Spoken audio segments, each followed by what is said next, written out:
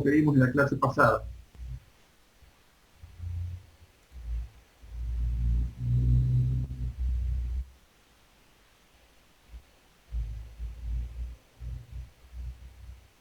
¿Se acuerdan que habíamos visto en la clase pasada? Lo último que vimos fue estaciones de bombeo de líquidos cloacales. Coincidimos con eso, ¿no? ¿Sí? ¿Me están Sí, escuchando?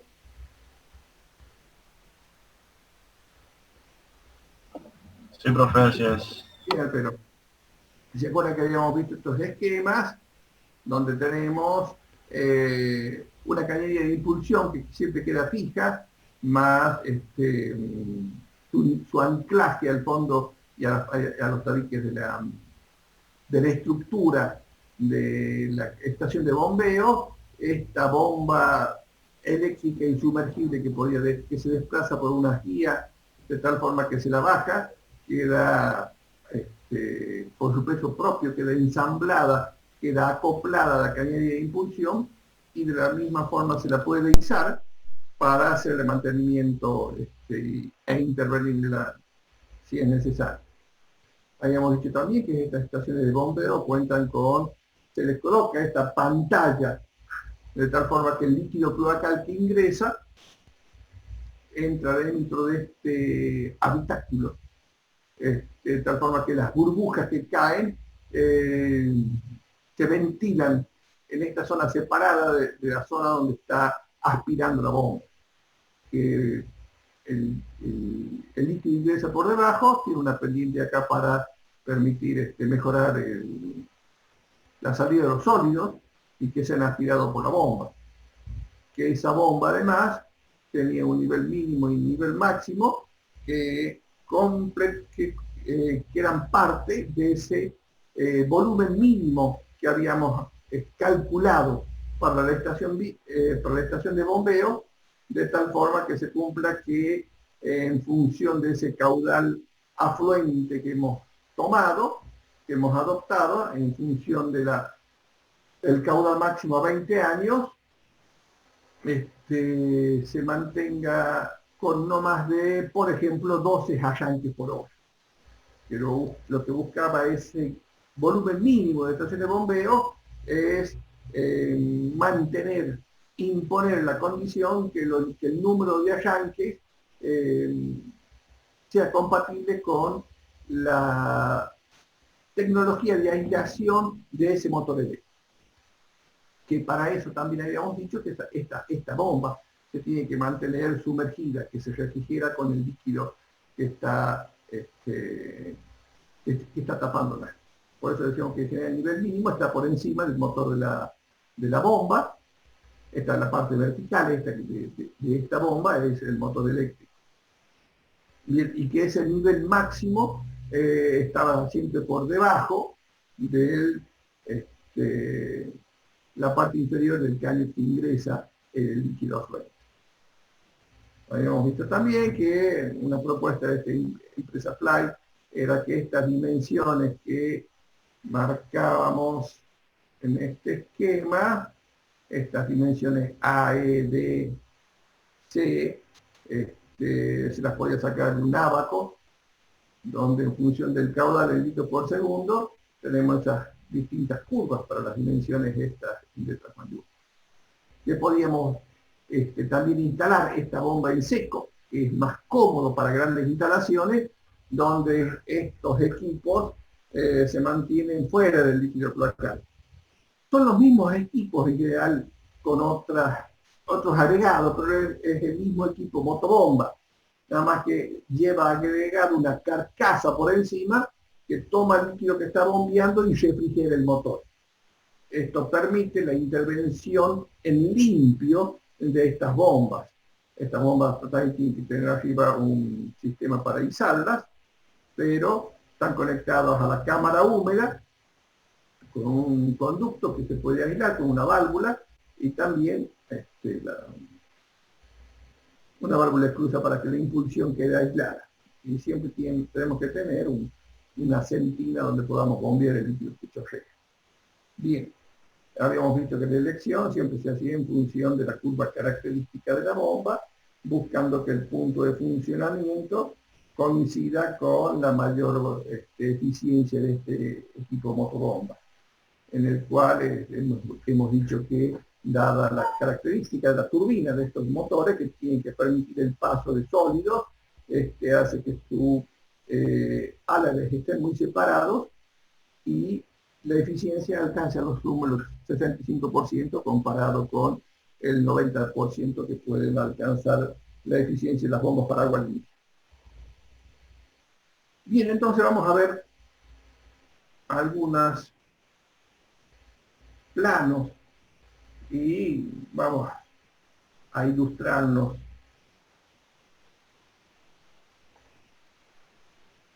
A ver, cámara con salto, cámara de bombeo. Veamos primero una cámara de bombeo.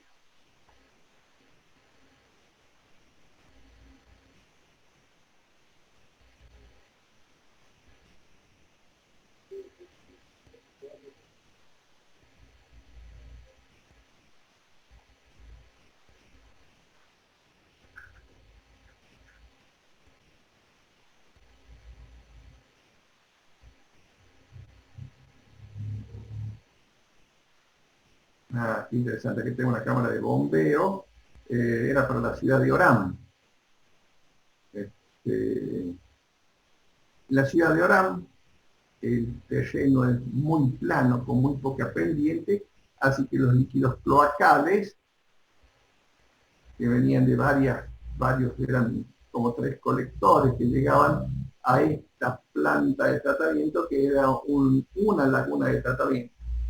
Tenían serios problemas. Por un lado, uno de los colectores venía muy diluido porque la red de desagües cloacales estaba puesta en una ciudad, en un bar que tenía la napa freática muy alta, y eso hacía que la red de desagüe funcione como un drenaje de este nivel freático. Entonces traía mucha agua con poca concentración diluida, que es lo que puede pasar. Bien, fíjense que tenemos la cuarta colectora en este plano, cuarta colectora. Por ahí venían otras colectoras. La cuestión que enterrada para subir a este enlagunamiento se planteó esta estación de bombeo que incluía una reja, como vamos a ver también ahora en la reja que vamos a ver para las entradas a los líquidos, a las plantas de tratamiento de líquidos cloacales. Fíjense en planta, acá tengo una estación de bombeo con cámara seca, donde están separadas las bombas de esta cámara de aspiración, que es una cámara húmeda, una escalera, y allá abajo hemos puesto una red. Entonces, estas bombas aspiran y vuelcan todo el líquido a este canal, conducto colector, que lleva el agua a este enlagunamiento. Muy bien, vamos a ver. Parece que con el modelo lo vamos a ver mejor.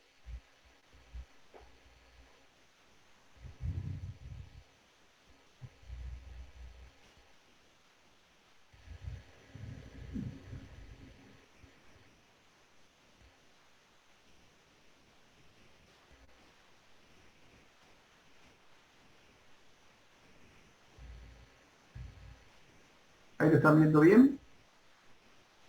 Fíjense, lo estamos viendo en planta. Acá tengo la cámara húmeda que está calculada con ese volumen que hemos calculado, diciendo que el caudal de bombeo va a ser igual, el volumen mínimo de la cámara de bombeo va a ser igual al caudal de bombeo sobre 4 sobre el número de arranques, y tenemos colocada 4 bombas y un lugar para una quinta.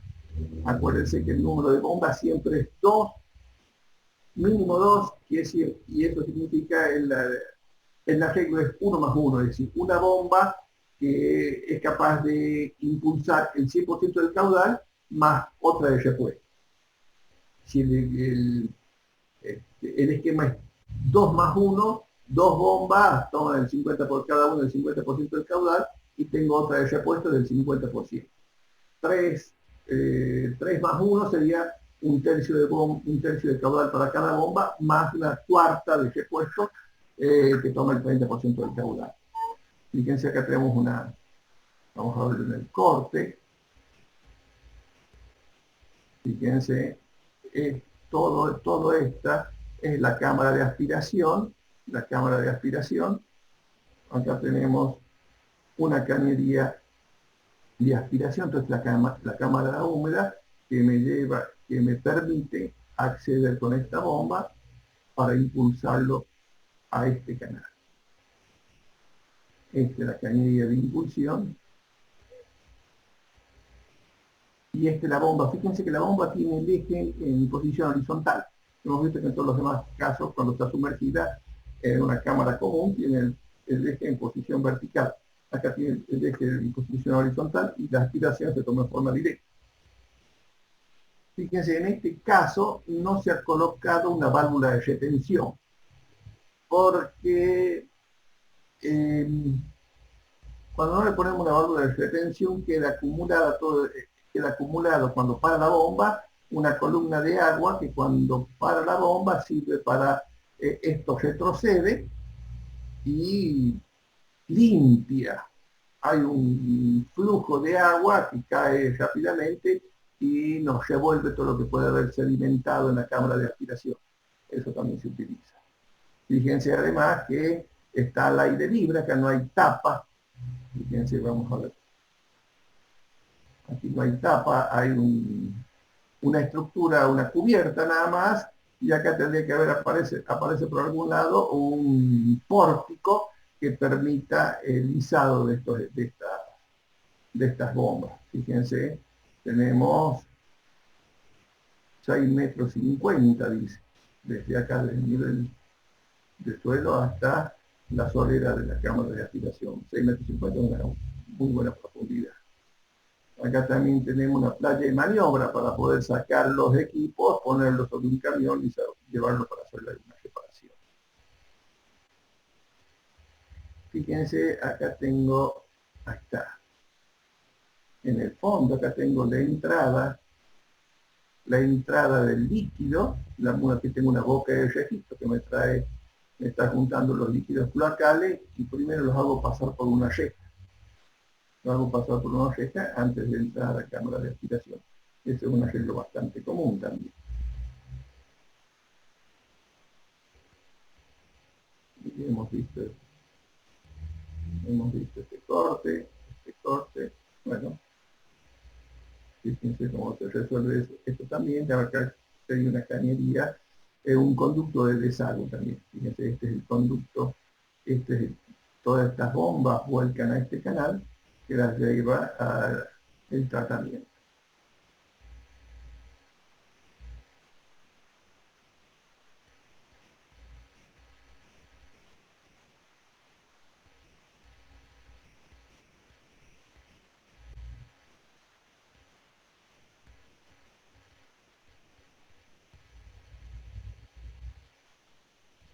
Acá tenemos otro proyecto. Esto era para la quiaca.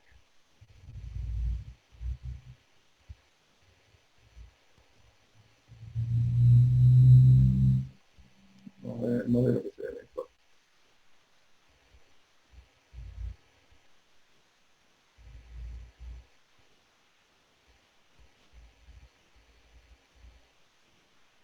Por un lado, fíjense que tengo,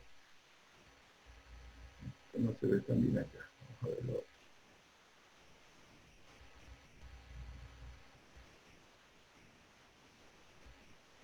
No, este me parece que en el layout está mejor. Fíjense, la zona de la quiaca es un pequeño valle donde está encajada esta localidad de la Quiaca.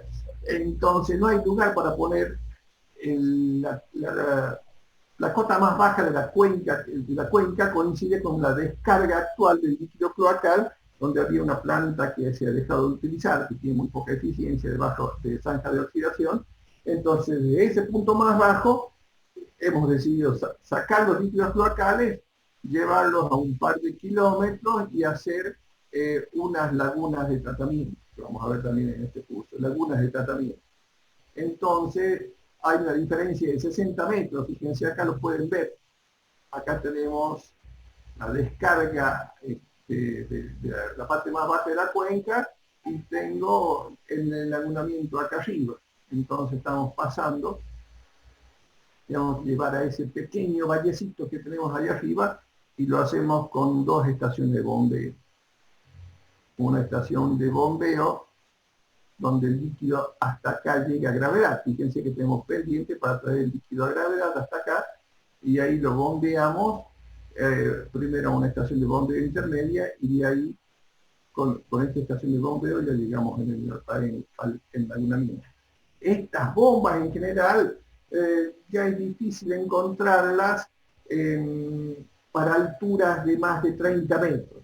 Para alturas de más de 30 metros ya es difícil encontrar, son bombas casi especiales, porque hemos dicho, como veíamos en el proyecto anterior, que en general las diferencias de costa son relativamente bajas, siempre por debajo de 10 metros, hasta donde se empezó la cañería y ahí lo llevamos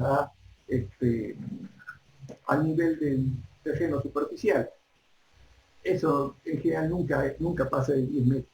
En este caso, como estamos llevando todo el líquido a otro lugar donde podemos instalar estas grandes extensiones de enlagunamiento, acá sí tenemos un par de bombeos con bombas que son capaces de impulsar a 30 metros. Y por eso es que ponemos dos estaciones de bombeo y no una sola que impulse a 60 metros, porque la bomba que podía hacer eso tenía una eficiencia muy baja. Entonces hemos preferido hacer dos estaciones de bombeo, pero con mayor eficiencia energética. Fíjense, ¿no? Acá lo pueden ver, estamos siguiendo el curso del río La Quiaca, o frontera, como se llama, lo estamos tomando, venimos por este que es el cauce, hasta esta estación de bombeo donde levantamos, como dice el perfil. Fíjense, a ver. Bien, fíjense, en planta estamos viendo que hay tres bombas que impulsan a una sola cañería. Acá tenemos una cañería de impulsional que podemos directamente a un canal o a una boca de registro. Acá tenemos un conducto de impulsión y tenemos una pequeña sala de control del sistema de bombeo donde están también, separamos los tableros. Un pequeño vestuario y un baño forman parte de esta estructura de estación de bombeo. Fíjense, acá también tenemos un corte donde tenemos esta estructura, un pórtico con un polipasto de tal forma que podamos pisar estos equipos. En general todo esto también se hace completamente vertical. Acá tenemos el ejemplo también del corte. Y donde tenemos la casilla, un lugar de maniobra para poder meter un vehículo y poder sacar estas bombas. Esta sí, tenemos una válvula de retención porque tenemos líquido de una columna de, son aproximadamente 4 kilómetros. Fíjense, acá tenemos el tabique que permite, como dibujó el dibujante acá, que las burbujas estas no se metan a la cámara de aspiración para evitar la corrosión por cavitación que producen estas burbujas dentro de los álabes de la bomba. Un sistema de izaje para poder sacar la bomba.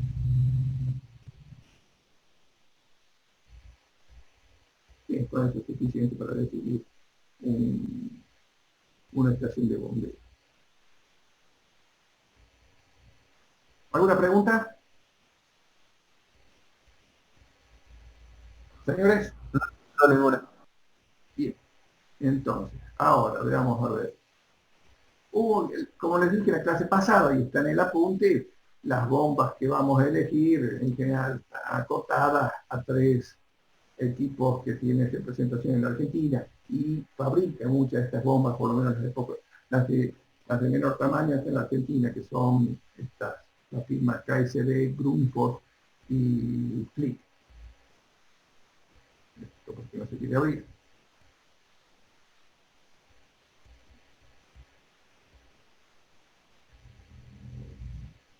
Vamos a tener un poco de paciencia del equipo.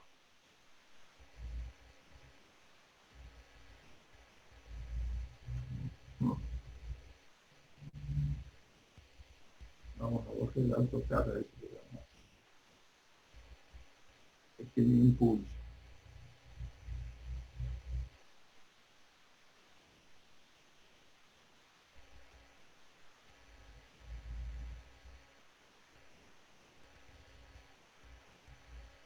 Ven para acá, vamos a ver de vuelta.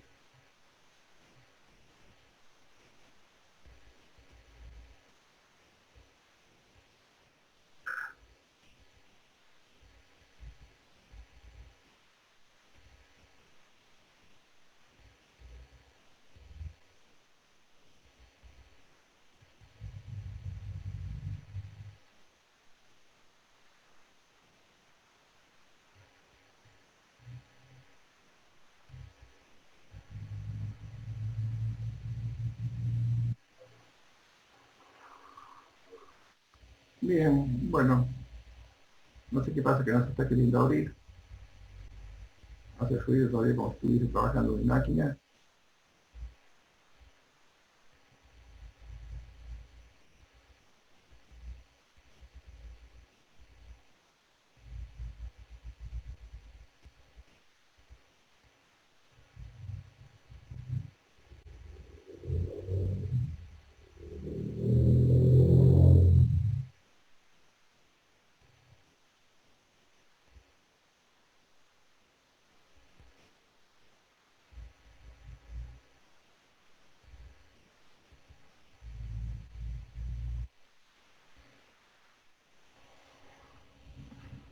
Bueno, no dejaremos que se vaya abriendo. Vamos a seguir con nuestro. Bien, entonces,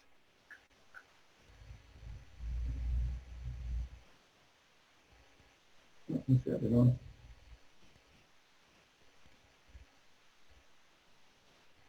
bueno, capaz que después se abre.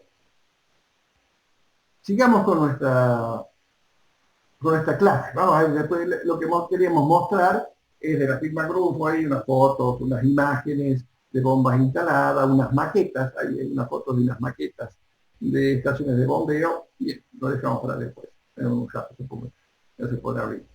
Vamos a ver entonces, sabemos qué es lo que tiene el líquido cloacal. Todos los desechos del domicilio, eh, cocina, baño, limpieza de pisos eventualmente. Tenemos algunas contribuciones de la cuenca urbana, esto puede ser algunos desagües industriales, eventualmente, pero no lo permitimos, los desagües pluviales. Nuestro sistema en la Argentina es sistema separado de desagües pluviales por un lado, cloacales por el otro.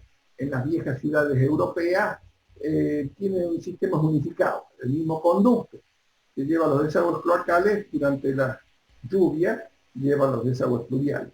Esto representa un problema, sobre todo, para el tratamiento, No es lo mismo tratar un líquido concentrado, el líquido cloacal concentrado, que un líquido cloacal absolutamente diluido cuando tenemos, por ejemplo, 30 veces más caudal. Tenemos 30 veces más caudal a partir de una lluvia y eso se hace realmente complicado. La hidráulica de la planta de tratamiento tiene que ser capaz de tomar ese líquido cloacal más pluvial y poderle dar un adecuado tratamiento. Eso es bastante más difícil. Es más racional hacer conductos de desagüe por separado. Fluviales por un lado, cloacales por el otro. Eso, ¿se acuerdan? Ustedes ven, hay en las películas europeas, y también en Estados Unidos, por ahí van a ver que el actor o la actriz se meten en estos grandes conductos cloacales donde pueden correr, el líquido va por un costado. Bueno, había en las viejas conductos europeos, hay un canal que lleva el líquido cloacal y todo el resto de las secciones para los conductos fluviales. Entonces cuando no llueve, se pueden meter por ahí y hacen la película. Bien. Hemos hablado de los procesos de descomposición de la materia orgánica. Sí, ¿no es cierto? Hemos hablado de los procesos aeróbicos de descomposición de la materia orgánica, de los procesos anaeróbicos. Hemos hablado de los procesos aeróbicos, en la cual se desarrolla una biomasa, lo desarrollan las bacterias aeróbicas, las que toman el oxígeno del aire, del medio, aire puede ser agua también, del medio para respirar, y toman la materia orgánica como materia para su síntesis celular y para mantenerse vivas. Entonces, habiendo materia orgánica, como nosotros somos elementos biológicos aeróbicos, también respiramos oxígeno del medio continuamente, comemos para alimentarnos y para mantenernos, para desarrollar energía y fabricar nuestros tejidos, y respiramos anhídrido carbónico más agua. Estamos expeliendo continuamente anhídrido carbónico de esa combustión de la materia orgánica más el oxígeno. Y como nosotros también, estas bacterias, estos organismos biológicos, hacen todo eso para desarrollarse, mantenerse viva y desarrollarse, producir más bacterias.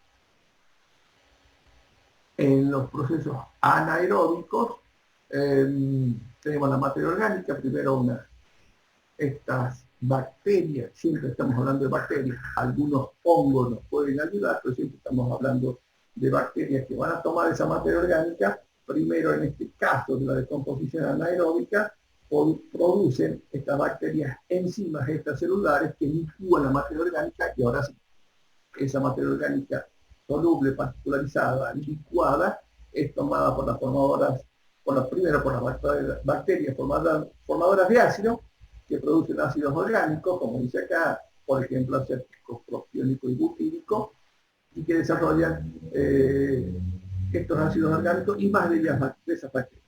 Estos ácidos orgánicos son a su vez tomados por bacterias formadoras de gas metano, la fase metanogénica, generadora de gas metano.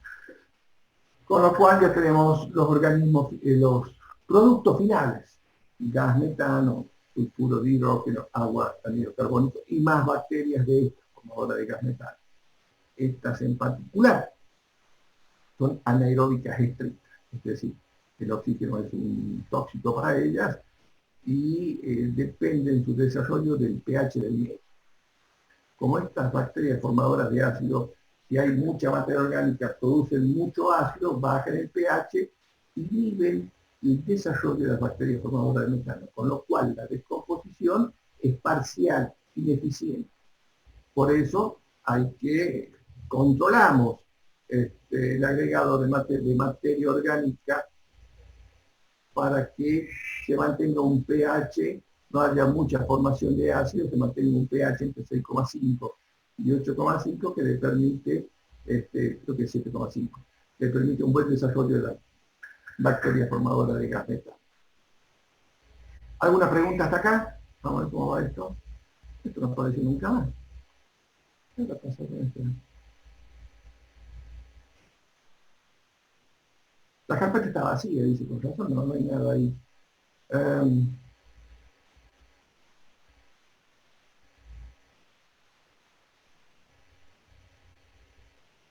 No, nada que se demoraba, estaba vacía la carpeta.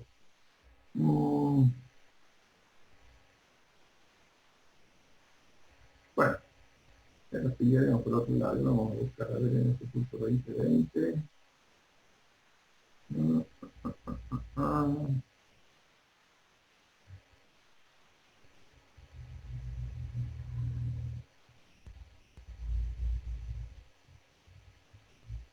No, ya lo buscaremos por otro lado, capaz que algo le habrá pasado a mi pendrive. Bien, entonces, ahora vamos a ver. Sabemos lo que es el líquido cloacal, pero vamos a ver cómo hacemos para acotar la incertidumbre sobre estas características físicas. Por ejemplo, la temperatura. ¿Qué esperamos que temperatura tenga el líquido cloacal? entre 1 grado y 2 grados por encima de la temperatura del líquido, del agua potable que le estamos dando. Acuérdense que esto se genera a partir del servicio de agua potable. El 80% del servicio de agua potable termina en el desagüe cloacal. Bien, hay un incremento de la temperatura por la actividad en el medio ambiente, en la cocina, que se espera que tenga 1 grado o 2 grados más. En general, nuestros líquidos cloacales en nuestra región están cerca de los 15 grados en invierno, 20 grados en verano. El aspecto es importante, es decir, si es mucho más bajo, si es más bajo que eso, es probable que tengamos una intrusión de napas freáticas dentro de nuestra red de desagüe. Y si tenemos temperatura más alta y alguna industria nos está volcando líquido a mayor temperatura. Con respecto al color, vamos a decir que el color del líquido cloacal es un color gris, turbio, un gris turbio. En caso que ya hayan comenzado los procesos de descomposición anaeróbica, puede tomar un tono más oscuro, pero rápidamente también nos vamos a dar cuenta, aunque no veamos el color del líquido, veamos el líquido por la presencia de sulfuro de hidrógeno. El sulfuro de hidrógeno es el olor a huevo podrido cuando la materia está en descomposición. Es decir, el líquido cloacal fresco tiene un olor, como dicen los bioquímicos, sui generis. Cuando está en descomposición anaeróbica, es francamente desagradable. ¿No? De los parámetros químicos vamos a hablar del pH, la alcalinidad, los cloruros y sulfatos tienen que ser parecidos a los de parámetros de protocolo de análisis del líquido del servicio de agua potable, del agua potable, no tiene que ser muy diferente. Puede haber una pequeña variación del pH, una pequeña variación de la alcalinidad, pero los valores van a estar cercanos. Lo que sí va a haber un incremento en cloruros y sulfatos, porque eso es una incorporación de nuestros baños, de nuestras orinas y materia fecal, están incorporando cloruros y sulfatos. Y también nitrógeno y fósforo.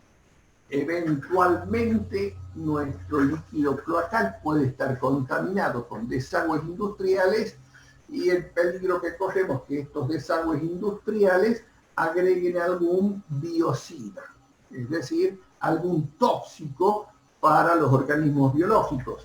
En ese caso, los procesos de descomposición que vamos a implementar van a tener una baja eficiencia. Vamos a conectarnos de vuelta ahora que ya nos quedamos sin... Nos conectamos de vuelta.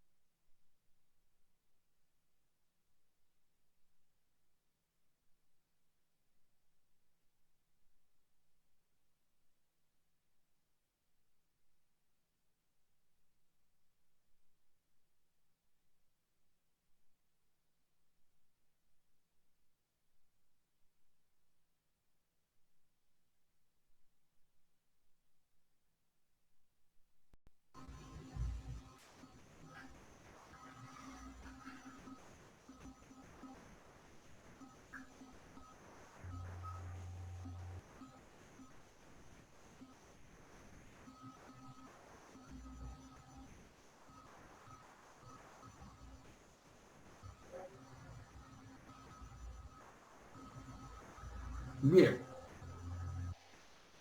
¿Estamos todos? Vamos.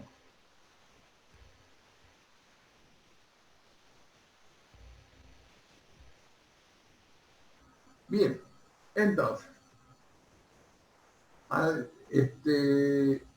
si el protocolo de análisis eh, químico es muy diferente al protocolo del análisis del agua potable, que es la fuente de estos líquidos, hay alguna incorporación extraña y hace que sea un líquido cloacal doméstico contaminado con elementos que capaz que interfieren o bajan la eficiencia de los procesos biológicos que vamos a hacer en nuestro tratamiento cloacal. Bien. Lo que estamos diciendo, ya hemos dicho en la clase pasada, lo que vamos a hacer con la planta de tratamiento de líquidos cloacales es separar la materia orgánica y darle un tratamiento, descomponerlo de forma controlada para que podamos esa materia orgánica que hemos separado ya disponer en el medio ambiente sin que cause un efecto ambiental desagradable que no queremos. Además, sabemos que de los organismos enfermos de nuestra comunidad, estos líquidos cloacales tienen un alto contenido de microbiología patógena. Bien, junto con la materia orgánica que separemos, también estamos separando esa microbiología patógena. Bien, hay que tener especial cuidado con nuestros conductos cloacales profundos, nuestras estructuras, nuestras estaciones de bombeo también, por ejemplo, tienen que estar bien ventiladas, porque este gas sulfuro de hidrógeno, producto de la descomposición anaeróbica, es tóxico. Es tóxico. Eso va a hacer que en ambientes cerrados, donde se ha acumulado, por ejemplo, una boca de registro profunda, en que alguien ingrese y que no esté ventilado, le puede producir la muerte rápidamente. Hay un caso de hace pocos años, para unos 6, 7 años, unos operarios del servicio sanitario ahí de Corrientes, de Resistencia, de Chaco, tenían que intervenir una boca de registro profunda, y a medida que iban ingresando, el primero que ingresó se desvaneció, el segundo que fue a rescatarlo también se desvaneció, hubo un tercero que fue a rescatar a los otros dos, también se desvaneció, y no permitieron que ingrese nadie más, y esa pobre gente, hasta que se rescató con un equipo de respiración autónoma, habían muerto, habían fallecido. Así que los gases de la descomposición son tóxicos y si están acumulados en una gran concentración, nos pueden matar. Bien. Entonces hemos dicho que vamos a separar el contenido de materia orgánica. Ahora, y que en función de esa separación de la materia orgánica vamos a ir controlando la eficiencia de nuestros procesos. ¿Se acuerdan ustedes de nuestra planta potabilizadora, que tenía una serie de reactores en las cuales podíamos ir midiendo su eficiencia en función de el parámetro turbiedad, del parámetro turbiedad? Y el parámetro turbiedad era el parámetro que además nos permitía elegir era con el que elegíamos el tipo de tratamiento. A mayor tratamiento, a menor turbidez, tratamientos más simplificados. En estos casos también todos los líquidos cloacales más o menos tienen la misma concentración. En casos de desagües industriales, las concentraciones en general van a ser mucho más grandes. Entonces vamos a hablar, en vez de valores mucho más grandes. ¿Y cuál es ese valor que mide la concentración de la materia orgánica en el líquido? Tenemos varios de esos parámetros. ¿Se acuerdan que para medir la turbidez teníamos un parámetro?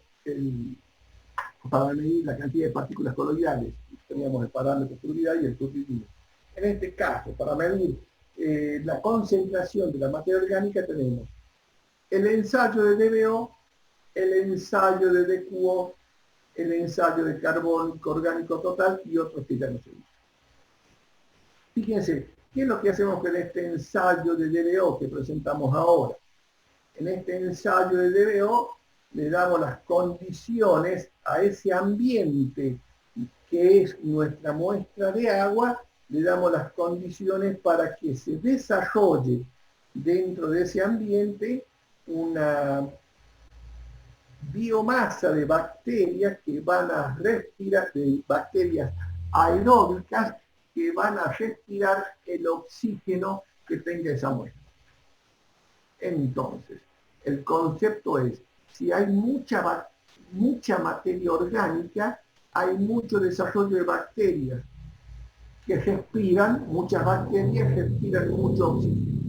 Quiere decir que midiendo el oxígeno de la muestra antes y después del ensayo, voy a tener un valor, un número que me cuantifica en forma indirecta la materia orgánica que hay en el líquido.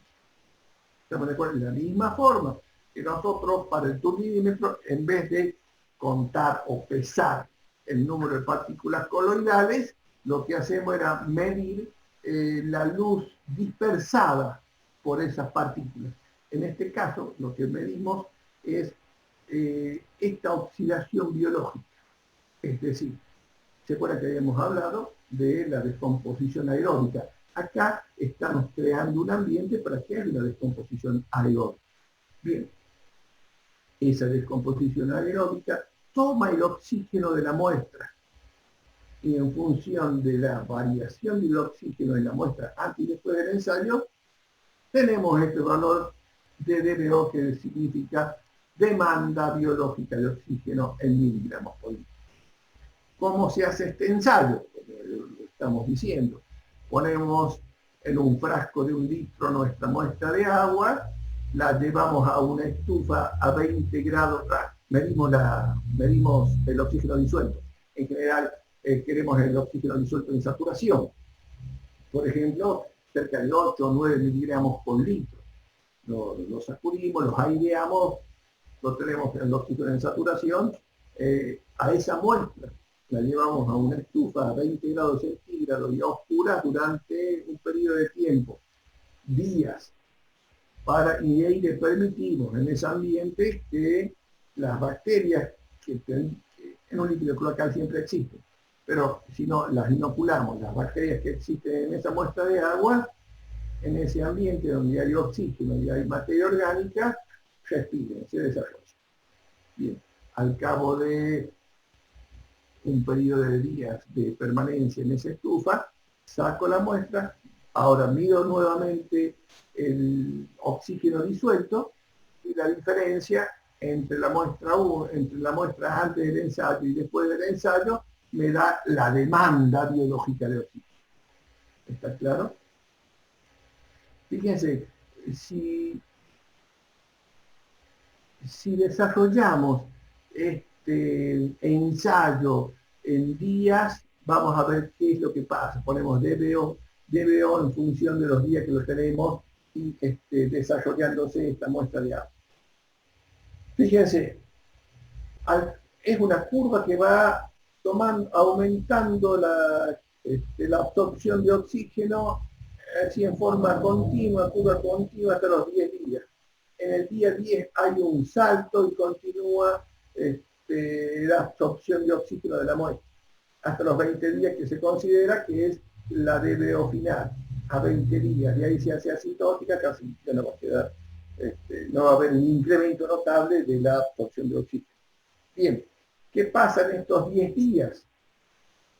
¿Y por qué hay un salto? Fíjense, un salto y un punto de inflexión ahí. Porque a partir de los 10 días se comienza a descomponer la materia nitrogenada. La materia carbonácea es más fácil de tomar por las bacterias, así que desde el primer momento se comienza a ser tomado como alimento por las bacterias de nuestro medio.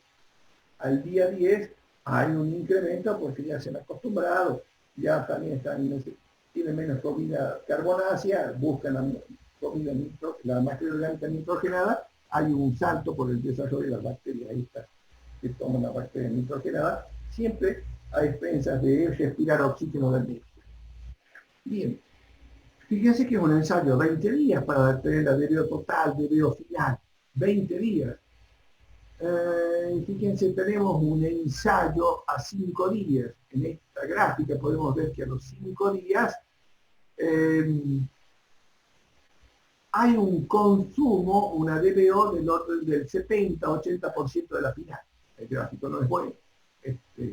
Acá tendría que haber un acercamiento, la DBO final y la DBO 5 días. La DBO 5 días, un 70, un 80% la DBO final. 20 días, ya fíjense, estamos hablando de tener un elemento que rápidamente nos dé un parámetro de control, 5 días ya es una espera notable, 20 días mucho más, por eso tomamos en general la DBO5, el parámetro de control, la DBO5. Pero fíjense, tenemos para ver la eficiencia de nuestro tratamiento, el ensayo dura 5 días. Bien, ¿cuál es la ventaja de este ensayo? También es prolongado, pero la ventaja de este ensayo es que es una oxidación a partir de un proceso natural de toma de la materia orgánica. Es decir, si nuestra muestra no tiene tóxicos, las bacterias se pueden desarrollar piolamente. Si hay algún tóxico por algún agregado industrial, no tenemos desarrollo. Esto es biodegradabilidad. Esto se degrada biológicamente. Pasa de materia compuesta a materia más simple, descomposición en forma natural, sin la intervención de ningún elemento químico. Pero demora mucho tiempo. Ahora, también utilizamos el ensayo de DQO, donde lo hacemos mucho más rápido. Lo hacemos mucho más rápido. ¿Qué es el ensayo de DQO? Es demanda química de oxígeno. En este caso, oxidamos la materia orgánica con toda la materia que tenga carbón con dicromato de potasio en un ambiente muy oxidante, alta temperatura, 150 grados. Este es el dicromato, fíjense, tiene 2 cromos de potasio, dicromato de potasio. Bien, entonces, ¿cómo hacemos con este ensayo de DQO? Tomamos, vienen ya, el vial se llama, es un tubito de ensayo que tiene, que viene para, como dice el apunte, para diferentes rangos de DQO, 10, 100, 500 miligramos por litro. Entonces, se toma el vial adecuado, por ejemplo, dice, yo sé, estoy pidiendo que mi muestra es al final de un tratamiento, una planta de tratamiento, capaz que estamos por debajo de 50 de DBO, como un vial de menos de 50. A ese vial que ya tiene el cromato de potasio le pongo 2 mililitros de la muestra de agua, lo llevo, como dicen los químicos, a digestión durante 2 horas a 150 grados, un aparatito. Y ahí ya tengo toda la oxidación realizada. Entonces, ese dicromato de potasio hace que la absorción, la oxidación con ese elemento hace que la muestra cambie de color. Toma un color amarillo. Y la intensidad de ese color amarillo me da la intensidad que puedo medir de la cantidad de oxígeno consumido, demanda química de oxígeno oxígeno consumido por el dicromato. Cuanto mayor sea el valor del oxígeno consumido, el valor de ese color va a ser más intenso. Pero no lo puedo identificar a simple vista, así que tengo que llevarlo a un espectrofotómetro. Entonces mi aparatito de ensayo de DQO consta del digestor, los viales, los frasquitos con el dicromato, el digestor para 150 grados y el espectrofotómetro, que me mide el color, ya pero por longitud de onda, que son los 500 nanómetros. Me mide la intensidad de luz que tomó y puedo decir, el aparato me va a decir un display, tantos miligramos por litro. Perfecto. Ahora,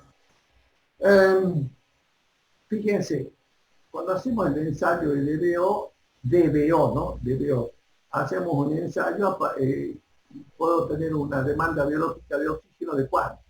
Vamos a poner 8 miligramos de saturación a 1 miligramo por litro de saturación, porque si es 0, no sé en qué momento se hizo 0, al primer día, al último día. Bien, tiene que haber un valor de oxígeno que pueda medir, 1 por lo menos. Quiere decir que en el mejor de los casos yo podría medir 7 miligramos por litro de DBO. Bien, pero nuestro líquido cloacal tiene entre 150 y 300 miligramos por litro. Pero el ensayo de DBO solamente me da un rango de 7 miligramos por litro. Bien, tendré que hacer las diluciones que hagan falta para poder hacer el ensayo. Diluciones 1 en 100, por ejemplo, para poder hacer el ensayo. Diluciones con agua destilada. No hace falta hacer diluciones con, si tengo el vial adecuado para la DQO. Ahora, la DQO es una oxidación química. Va a ser indiferente si hay un tóxico o no para las bacterias. A mí me interesa saber si hay un tóxico para las bacterias. Bien, eso no lo consigo con la DQO. En general hago ensayos de DBO y hago ensayos de DQO. Hay una relación entre estos dos ensayos, que son dos nubes de puntos, vamos a decir.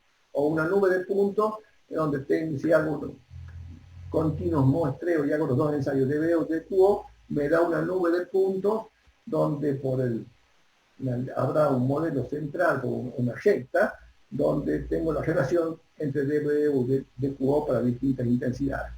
Pero sabemos que es una nube de puntos y que hay una dispersión. Para líquidos cloacales, y un valor 1 en 2, 1 en 3, es decir, que si la DBO es 10, la DQO va a ser 20, porque bueno, es una oxidación mucho más enérgica, química. Siempre el valor de DQO va a ser mucho mayor que el valor de DBO. Ahora va a ser mucho mayor, del orden de 2, del orden de 3 para el líquido cloacal. Ahora, si es mucho mayor, de orden de 5, de orden de 6, ahí sí también puedo ver que tengo un problemita donde esa materia orgánica es poco biodegradable. Si el valor de DBO es chico y el valor de DQO es alto, es poco biodegradable. Tendré que acondicionar mi proceso de tratamiento para esa baja biodegradabilidad de ese líquido biodegradables, es decir, que la acción de las bacterias lo puede decomponer fácilmente, hacen que con los valores de DBO, una relación 2, 3, nada más. Bien, ¿alguna pregunta hasta acá? No, ingeniero. Bueno, todo eso está explicado acá en el apunte. Y por último, que esto se utiliza más, pero ya no tenemos estos aparatos que mide el carbono orgánico total. ¿Qué es lo que hace este aparato, este ensayo de carbono orgánico total? Que también lo van a leer en la bibliografía. Quema toda la materia orgánica, la hace pasar esos gases con carbono tomado de esa combustión y mide, por eso, todo lo que es materia carbonácea. Una forma de medir también la concentración de materia orgánica en una muestra, quemándolo y tomando el carbono de esa combustión. Ensayo de carbono orgánico total. TOC en inglés. Bien. Pasemos entonces, ya aquí tenemos esta introducción que podemos ir mejorando a partir que veamos nuestro esquema de tratamiento del líquido cloacal. Vamos a ver primero este tratamiento convencional. ¿Alguna pregunta hasta acá?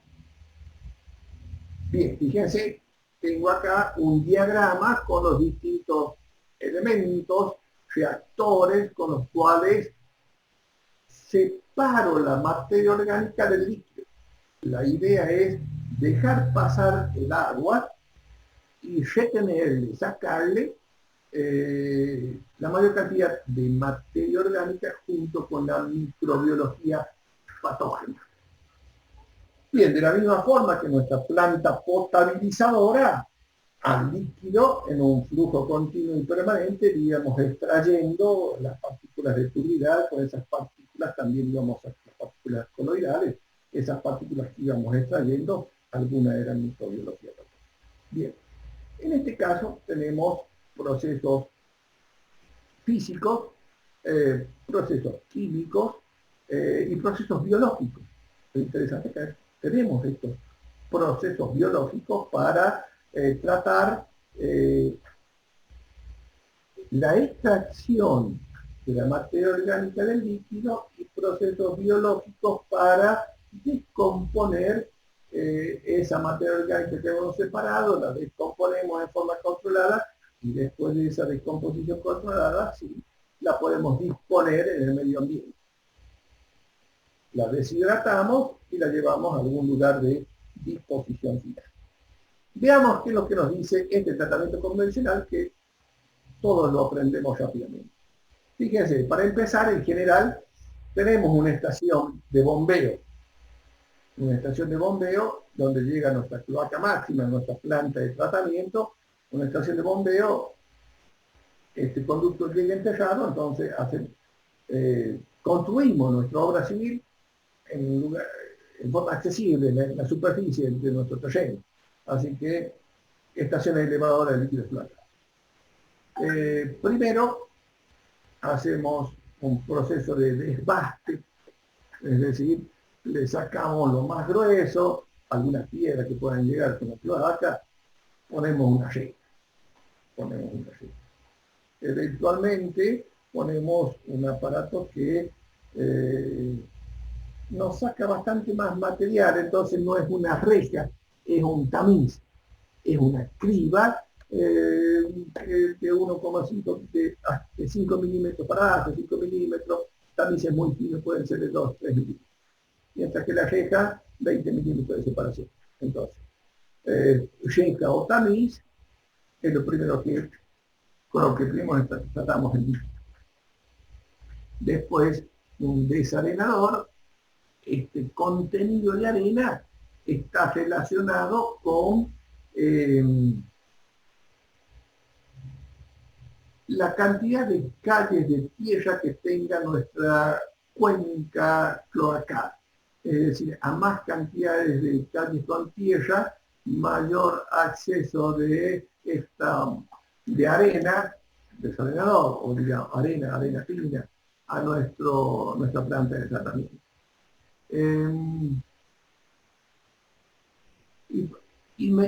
¿Se acuerda que también en nuestra planta potabilizadora tenemos nuestro desarenador inmediatamente después de la toma?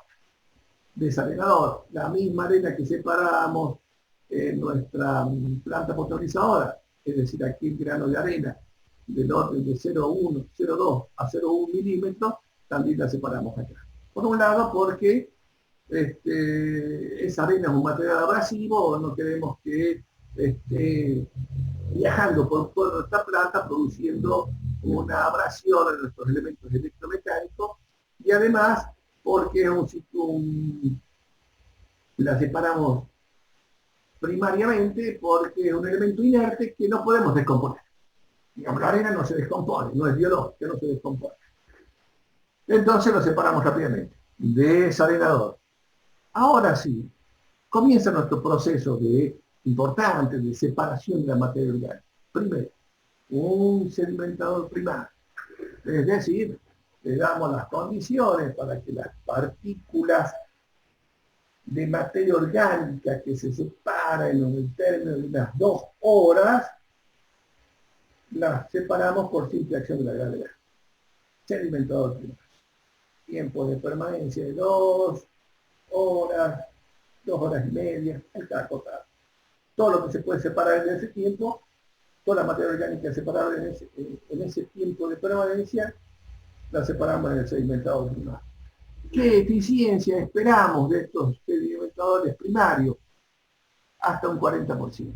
Es decir, un 40% de la materia orgánica se separa en este primer proceso Tercer proceso físico, sedimentación por simple acción de la gravedad.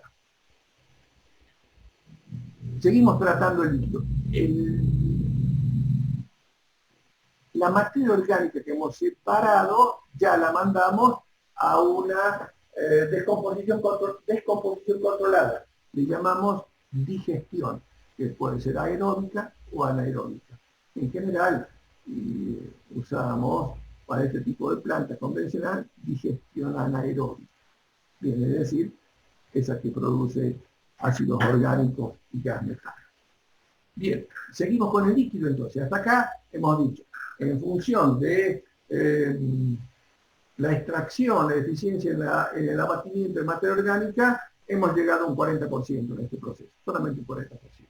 Y acá, como dice el apunte, bacterias podríamos haber llegado a una reducción del 75 al 35%. Bien, ahora, quiere decir que todavía nuestro líquido tiene un 60% de materia orgánica. En general, lo que hacemos a continuación es un tratamiento secundario. Este tratamiento físico, que es llegar a esta sedimentación por filtración de la gravedad, es el tratamiento primario. Después, un tratamiento secundario. En general, estos tratamientos secundarios son biológicos. ¿Qué es lo que vamos a hacer en el tratamiento secundario? Vamos a transformar,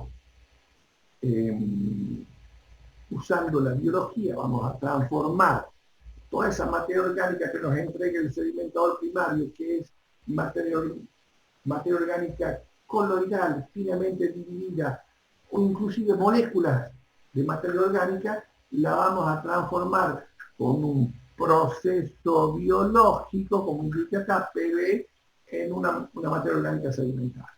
Eso es lo que hacemos en el tratamiento sedimental.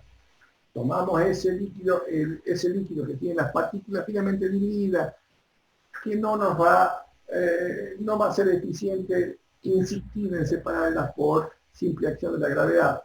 Entonces, la transformamos en una biomasa. En este proceso biológico lo que hacemos es transformamos la materia orgánica que tiene el líquido cloacal en una biomasa de bacterias. Y con eso, esa biomasa de bacterias sí es separable por simple acción de la gravedad. En otro sedimentador separamos esa biomasa. Por eso hablamos de tener un sedimentador primario y un sedimentador secundario. Esa biomasa que separamos la mandamos también a la descomposición controlada, en general anaeróbica. Entonces tenemos lodos primarios, eufemísticamente a toda esta materia orgánica la llamamos lodos bajos. Entonces tenemos lodos del sedimentador primario, lodos del sedimentador secundario. Ya hemos cumplido con, fíjense acá, vamos a tener hasta una eficiencia del 95% en la separación de materia orgánica que he medido con el ensayo de DBO, o eventualmente con el de QO. Ahora sí, tengo el líquido un 95% libre de la materia orgánica inicial. Puedo hacer directamente una desinfección y mandarlo al pulso receptor, o eventualmente, y en casos especiales, agrego un tercer tratamiento.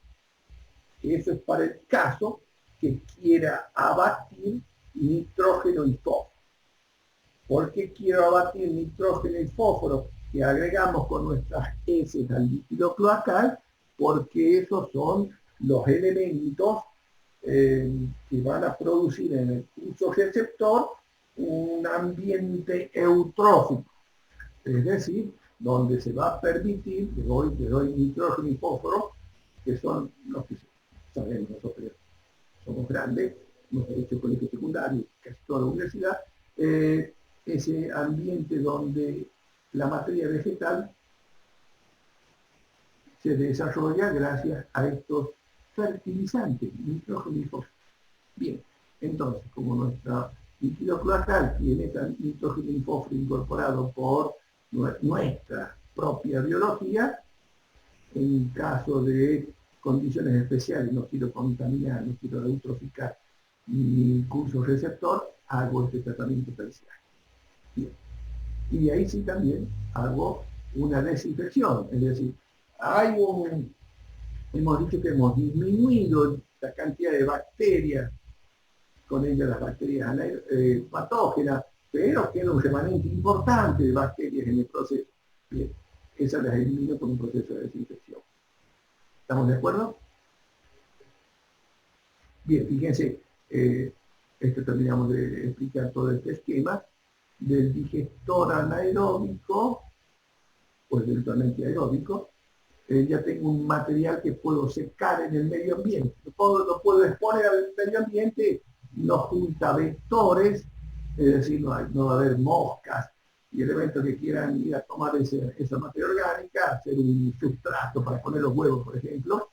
Y no tiene mal olor, tiene un olor a alquitrán, que está descompuesto casi toda la materia orgánica, lo puedo disponer en el medio ambiente. Tiene mucha humedad, tiene un 80% de humedad, 75% de humedad. Entonces, en esta playa de secado propiamente, o con alguna máquina que me extraiga la humedad, acondiciono lo acondiciono para después cargarlo en mi camión y llevarlo a una disposición final. Por ejemplo, un enterramiento sanitario. Bien, ¿qué les pareció? Bien, vamos a ver entonces ya, para que le demos un poquito más de ilustración. Esperemos que esta vez no nos falle, ¿no? ¿Ustedes qué piensan que puede suceder? Yo pienso que podemos andar bien. Bueno, acá no está.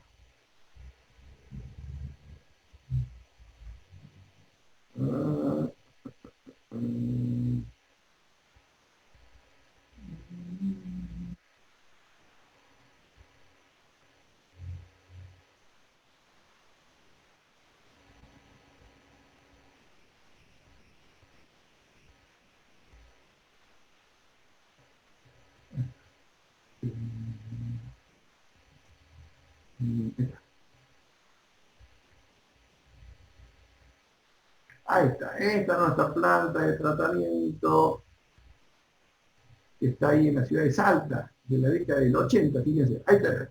Nuestro líquido cloacal llegando por esta cloaca máxima. ¿De qué color dijimos que era? Gris turbio. Ahí tenemos nuestro líquido cloacal. ¿A qué huele? Al líquido cloacal. En general cuando vamos con los alumnos ahí a ver las plantas, dicen, ay, qué olor, qué olor. Bueno, no es para tanto. La gente trabaja ahí. Ustedes son ingenieros, eventualmente va a tocar trabajar ahí. Listo. En general, un líquido fresco se lo mira, no tiene mal olor. No tiene un olor, uno no se va a hacer perfume tampoco con el olor del líquido cloacal fresco, pero no es ofensivo, vamos a decir.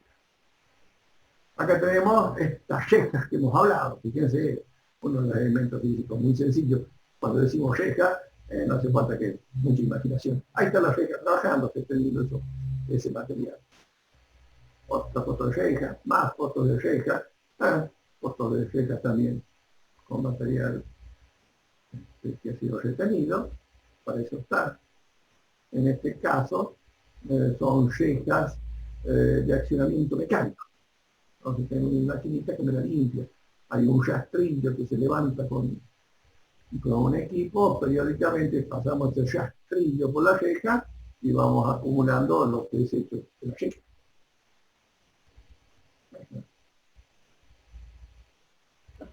¿En dónde está esa planta, profe? Ahí en la isla. Camino en la isla, no sé, ruta provincial número, ¿ubica la isla? Sí, camino a la isla, sí. Camino a la isla, ahí de la avenida Tabela, deben ser unos 4 kilómetros, menos, es unos 3 kilómetros. Unos 3 kilómetros. Esa planta se inauguró hace el año 80, 40 años.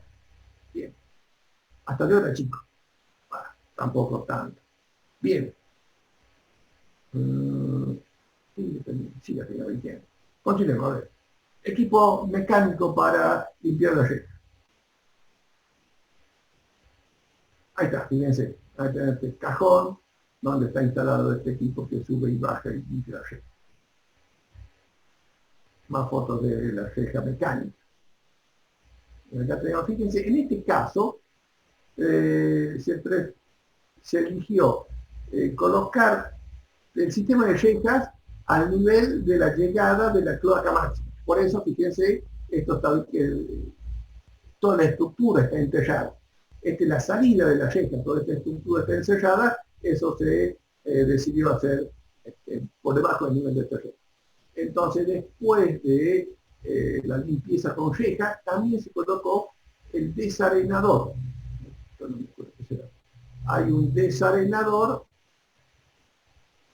que levanta la arena con este tornillo, hay un desarenador, este es el desarenador, que también está por debajo del nivel del terreno, entallado.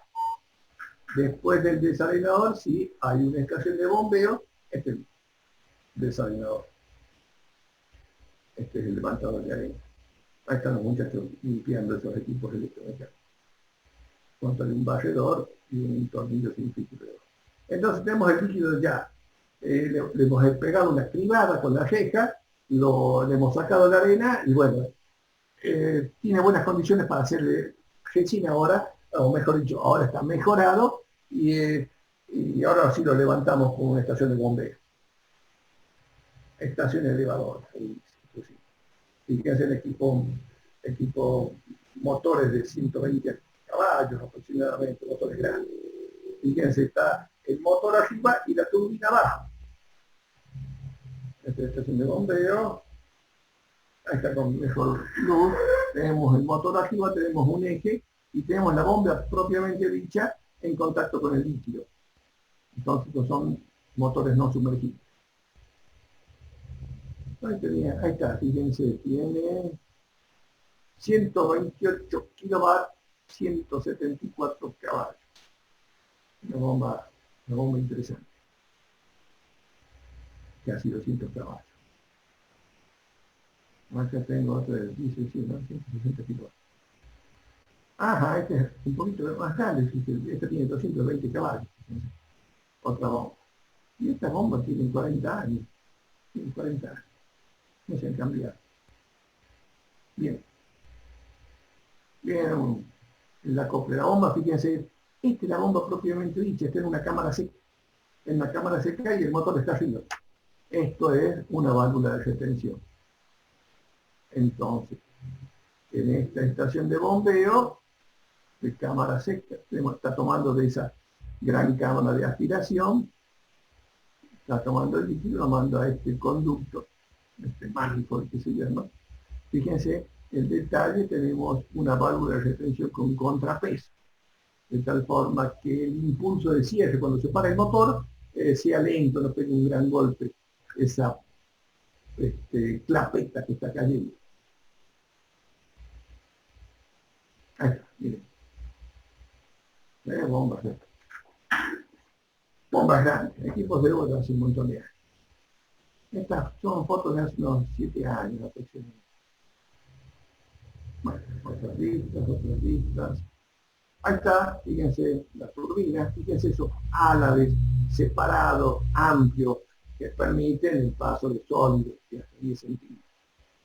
Es un estator de ese tipo de bombero de la separación. Fíjense la turbina.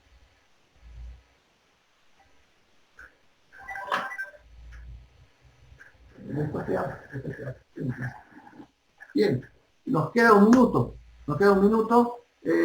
Nos tomamos 10 minutos de break y continuamos.